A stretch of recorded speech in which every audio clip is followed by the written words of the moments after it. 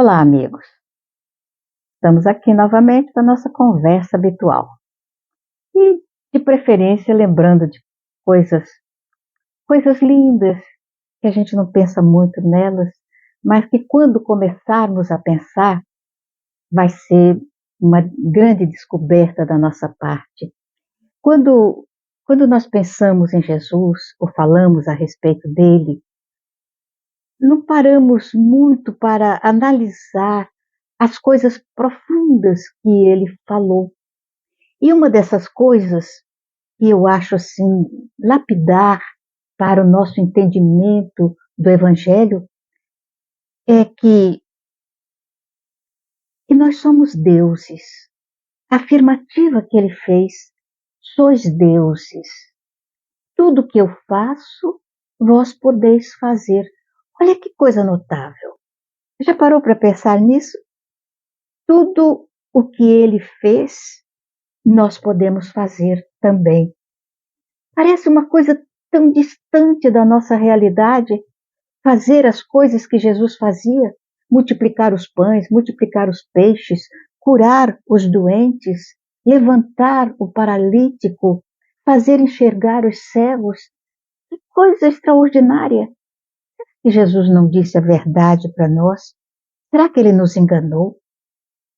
E quando começamos a ampliar a nossa visão, buscando as coisas, as realidades das coisas que ele falou, nós vamos perceber que é verdade, que a gente pode, eu posso, você pode, nós podemos, mas não da forma que nós agimos, alimentando no coração as paixões do mundo, alimentando a cobiça, alimentando a inveja, a usura, a mentira, alimentando tanto aspectos negativos do caráter e do comportamento.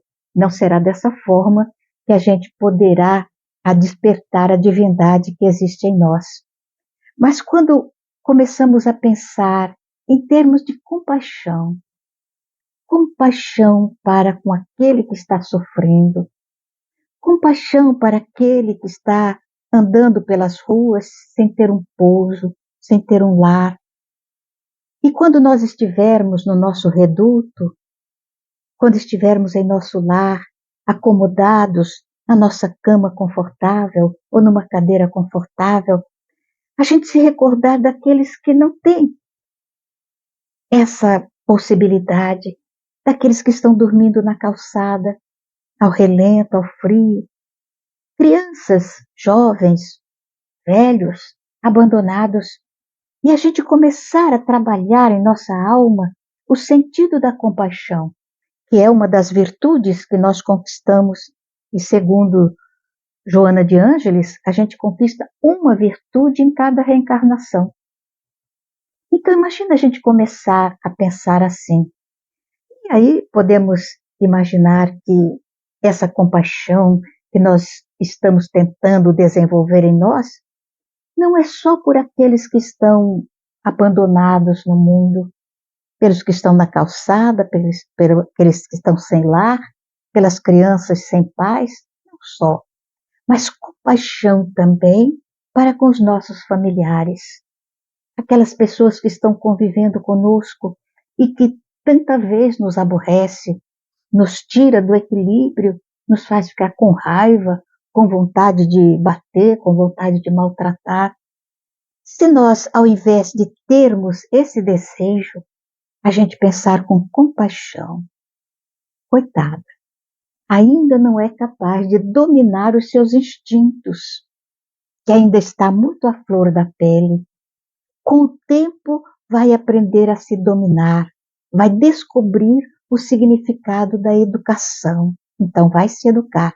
Isso representa os primórdios da compaixão em nossos corações, em nossas almas. E um dia a gente descobre que as nossas mãos têm a capacidade de minimizar as dores do próximo. Que a gente coloca as mãos e, de repente, as coisas vão diminuindo o sofrimento dos outros. De repente você descobre que a sua voz é capaz de atingir o ouvido do próximo e dar a ele uma sensação de tranquilidade, uma sensação de harmonia. Isso não é uma bênção?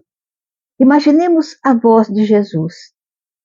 Quando ele falava, muitas vezes os cronistas da época dizem 5.000 pessoas e não havia microfones. A voz dele atingia todos eles. De que forma? Os poetas dizem que a voz dele era impulsionada pela brisa, pelo vento que levava até aqueles que estavam nos últimos lugares. Será que era exatamente isso? Ou seria que a voz dele possuía uma vibração de harmonia, de bondade, de ternura, de amor, e de repente era levado pelas próprias sensações daqueles que estavam ouvindo? O primeiro que estava aqui sentia, passava para o próximo e para o próximo, e se expandia a voz de Jesus. Porque ele falava não das coisas que a gente lê nos livros, das coisas que a gente aprende na escola. Ele falava daquilo que a alma aprendeu através das múltiplas reencarnações. Então tinha uma conotação diversificada daquela que a gente aprende na escola. Existem criaturas que fazem discursos notáveis e que, todavia, não atingem a todas as criaturas.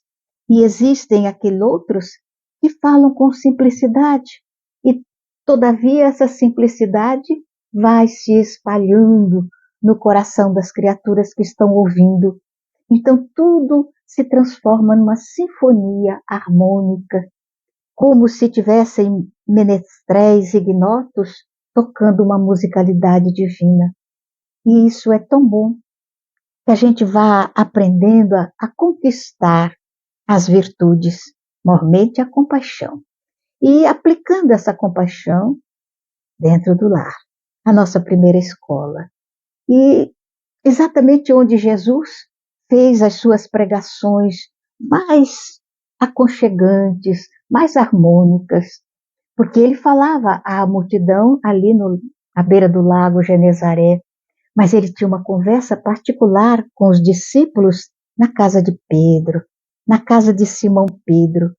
E então a gente vai recordar quando a sogra de Pedro, que costumava preparar um jantarzinho para Jesus sempre, ela estava enferma, estava doente. Então, já com certa idade, não teve forças para realizar aquela tarefa que ela amava tanto. E ele chega, como diz o poeta, leve como um aroma, bom como um favo de mel. Agora ele fala assim, ele chega e coloca a mão de leve na cabeça da sogra de Pedro, e de imediato o mal-estar desaparece. Ela fica bem e vai preparar o jantar para Jesus. Não é tão bom isso? Se você chegar em casa e dar um abraço na companheira que está se sentindo mal, e de repente esse abraço lhe dá o conforto de se saber amada, compreendida, então as coisas vão minimizando, desaparece o mal-estar. É tão bom gostar. Vamos gostar. Isso é muito bom. E é melhor ainda o dia que a gente aprender a amar, porque o amor cobre a multidão de pecados, como dizia Mahatma Gandhi. E quem tiver uma gota de amor será capaz de aplacar o ódio de milhões, como disse Pedro. Aliás, eu troquei. Quem disse isso foi o Mahatma, e a primeira frase foi Pedro quem disse, perdoa. Isso acontece com quem está falando de improviso. Queridos amigos, que Deus abençoe vocês. Muita paz.